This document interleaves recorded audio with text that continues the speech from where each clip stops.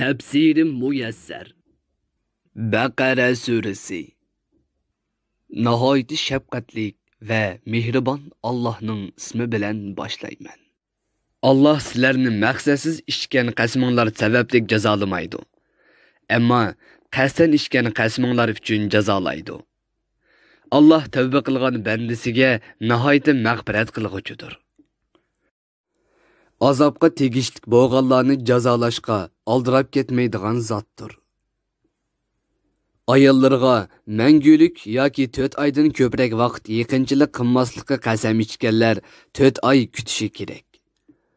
Agar ular bu 4 oy ichida ayollarga yaqinchilik qilib qasmidan qaytsa, shuni bilsinki, Allah ularning qasam qilib buzib etganligini mag'firat qilg'uchidir.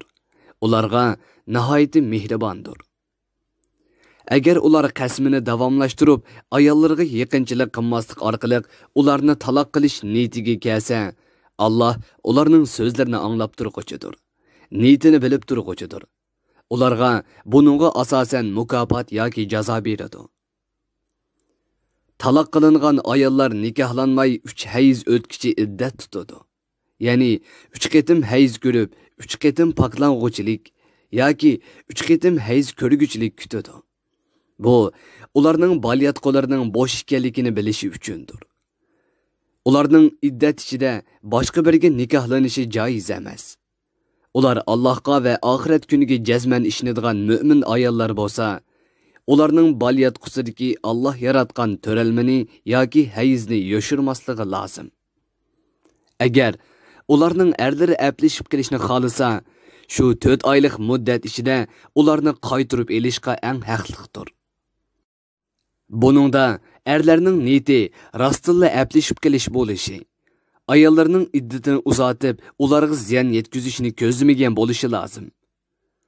Ayollar ustida erlarning haqlari bo'lganidek, erlari ustida ayollarning shariat belgilagan haqlari bor. Erlar oilasining mas'uliyatidan chiqish, ayolini o'z zimmasida tutish va ularni yaxshi turmushga ega qilish jihatda ayollardan bir daraja ortiqlikka ega. Allah g'olibdir. Qahr qilg'uchi kuch-quvvatga egadir. Har bir ishni o'ziga munosib ravishda belgilashda hikmat bilan ish qilg'uchidir. Yeni bilishga bo'ladigan taloq ayrim-ayrim holda qilingan 2 qitimlik taloqdir. 2 qitimlik taloqdan keyin ayolini qaytirib olgan odamning ayoliga yaxshi muomala qilib, uning bilan birga o'tishi yoki uning haqqini to'liq berib, uni chiroyliqcha qo'yib etishi, ayolining aybini yaymasligi lozim. Ey erlar, ayollaringlarga mahri yoki to'yliq uchun bergan narsalaringlardan biror narsa qaytirib olish sizlarga halol bo'lmaydi.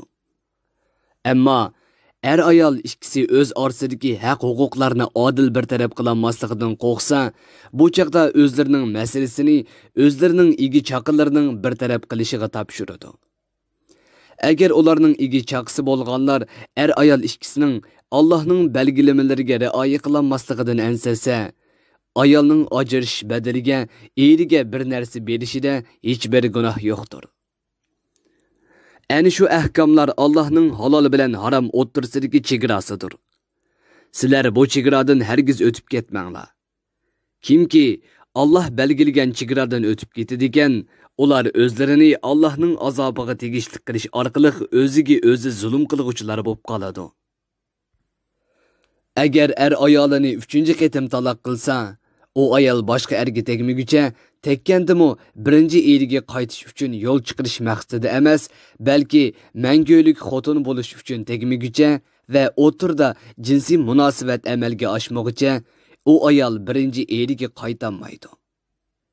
Keyingi o ayolni taloq qilgan yoki o'zi o'lib ketgan sabab bilan bu ayol uning zimmasidan chiqqan ahvolda bu ayol bilan burunqi eri ikkisi Allohning oila haqida belgilagan belgilamalariga rioya qila oladiganligiga ishonsa, u ayol iddatini to'shqizib bo'lib, burunqi eri bilan qaytadan yarashib olsa, bu ikkisiga hech gunoh bo'lmaydi. Bu Allah belgilagan ahkomlari bo'lib, Allah uni Qur'onning ahkomlarini va belgilamalarini biladigan qavm uchun bayon qilib beradi. Chunki bu ahkomlardan manfaatlanadigan kishilar oshulardir. Sizlar ayollarni taloq qilgan bo'lsanglar, ularning iddati to'shay deb qolgan bo'lsa, ular bilan yarishib, ularning haq-huquqlarini shariat va qoida yo'sin bo'yicha ado qilish niyati bilan ularni chiroyliqcha nikohinglarda tutinglar.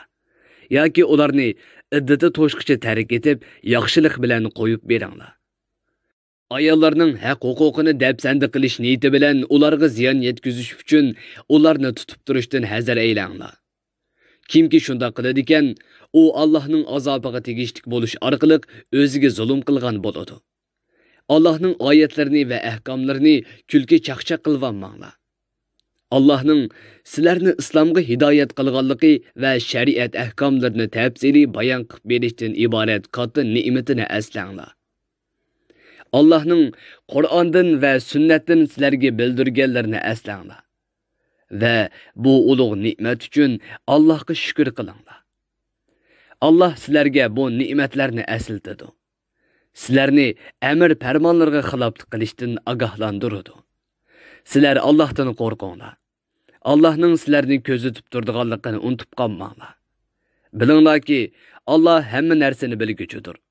Uningga hech qanday narsa maxfiy emasdir. Allah her kimge ameliga yarasha mukofot yoki jazo beradi. Ey ayollarning igi chaqinlari, agar sizlarning igidorchiliginglardagi ayollarni erlari 3 taloqning tövünida taloq qilgan bo'lsa va erlari qaytirib olmasdan iddati to'shib qolgan bo'lsa, bu ayollar o'z erlari bilan yarashib kelishni iroda qilib, o'z orasida putishgan bo'lsa, ularning o'z erlariga yangi nikoh bilan qaytishiga to'sqinlik qilmanglar. Aranglardan Allohga va oxirat kuniga chin iymon keltirgan kishilarga buning bilan vaz nasihat qilinadi.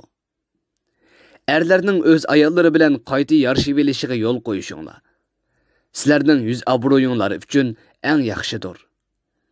Savob tepishinglar uchun eng foydali ishdir. Sizlarga nimaning foydali ekanligini Alloh biladi. Sizlar bilmaysizlar.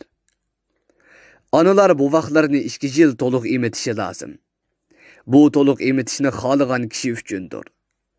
Atalar o'zlari taloq qilgan va bolalarni emitayotgan ayollarning shariatda buyurilgan qoida yo'sin bo'yicha yemak, ichmak va kiyim-kechak bilan ta'minlab turishi kerak.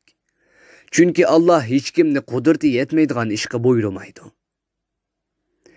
Ota bilan ona ikkisi bovqi sababli ziyon tortmasligi lozim. Ota o'lib ketgan ahvolda uning varisi otaga o'xshash ayolning yemak ichmakini va kiyim kechigini to'liqlab berishdan iborat mas'uliyatni o'z ustiga olishi lozim. Agar ota-ona kengishib, har ikkisining roziligi bilan bovig'ini 2 yil to'shishdan burun sutdan ayirib etmoqchi bo'lsa, ularga hech gunoh bo'lmaydi. Agar ota bilan ona bovig'ini onasidan boshqa ayolga, ya'ni inik onaga emitmoqchi bo'lsa, ota onaning haqqini va inik onaning emitganlik haqqini qoida yo'sin bo'yicha bersa, ularga hech gunoh bo'lmaydi. Barliq ahvolinglarda Allohdan qo'rqinglar. Bilinglarki, Alloh sizlarning qilayotgan amalinglarni ko'rib turguchidir. Qiyomat kuni sizlarga shu amalinglarga qarab mukofot yoki jazo beradi. Aranglardan eri vafot bo'lib ketib, tul qolgan ayollar bo'lsa, ular 4 oy 14 kun iddat tutishi lozim. Ular bu muddat ichida erning uyidan chiqmaydi va chiqarilmaydi.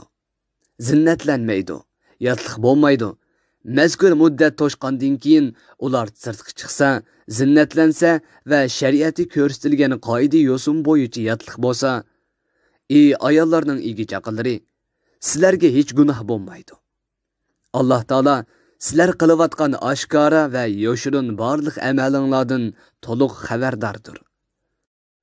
Sizlarga shuningga qarab mukofot yoki jazo beradi. Ey erlar, eri o'lib ketgan yoki 3 taloq qilinib, texi iddati to'shmagan ayollarga uylanish talabini puritib o'tishda yoki iddati to'shqandan keyin uylanishni dilinglarda yoshirishda sizlarga hech gunoh yo'q. Sizlarning insoniy ojizliklarinlar tufaylidan jim turolmaydiganliginglar, baribir ularga bu to'g'rida eg'iz ochadiganliginglar Allohga ma'lumdir. Shunga Alloh sizlar uchun ularga o'ylanish orzuyinglar borligini puritib qo'yishga yoki dilinglarda yoshirishga ruxsat qildi. Lekin ular bilan zina qilishdan va yoki iddati to'shmasdan nikohlanishdan, yoshurun va'dalashib qo'yishdan hazar aylanglar. Faqat o'ylanish orzuyinglar borligini muvofiq shaklda desanglar bo'ladi. Ayolning iddati to'shmaguncha o'ylanishga urinmanglar. Bilinglarki, Allah dilinglardagini bilib turadi. Allohdan qo'rqinglar. Shunimi bilinglarki, Allah gunohiga tavba qilgan bandasiga nihoyatda mag'firat qilg'uchidir. Gunohkor bandalarni jazolashga oldirab ketmaydigan zotdir. Ey erlar, sizlar ayollarga nikohlanib yaqinchilik qilishdan burun ularni taloq qilgan bo'lsanglar va mahrini texi tayinlamagan bo'lsanglar, ularni taloq qilsanglar, sizlarga hech gunoh bo'lmaydi. Ularga hissashlik qilish, taloqdan keyingi yolg'izligiga tasalli berish va o'chmanlikning oldini olish uchun ularni pul-moldan bahramand qilinglar. Bahramand qilish taloq qilguvchining iqtisodiy ahvoliga qarab bo'ladi. Boy o'zining boyligiga yarasha, kambag'almi o'zining holiga tushlik qoida bo'yicha bahramand qilsin. Bu taloq qilingan ayollarga yaxshilik qiladigan, Allohga itoat qilish bilan o'ziga yaxshilik qiladigan odamlarning o'tashga tegishlik majburiyatidir.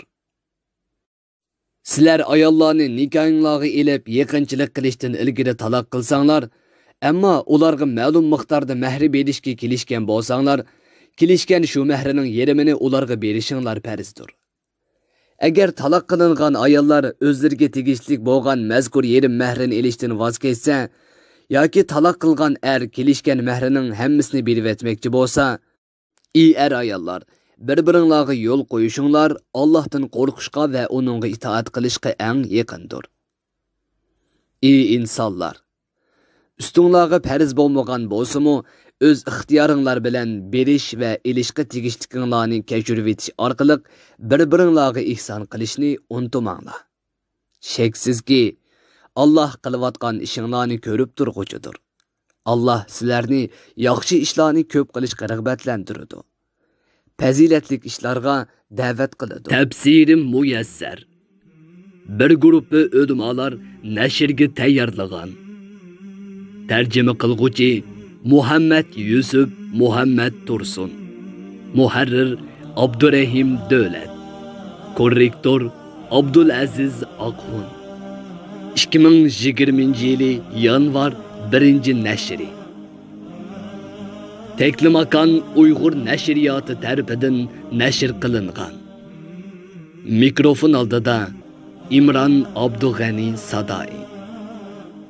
Bu asar avlod detallarida tarqitildi.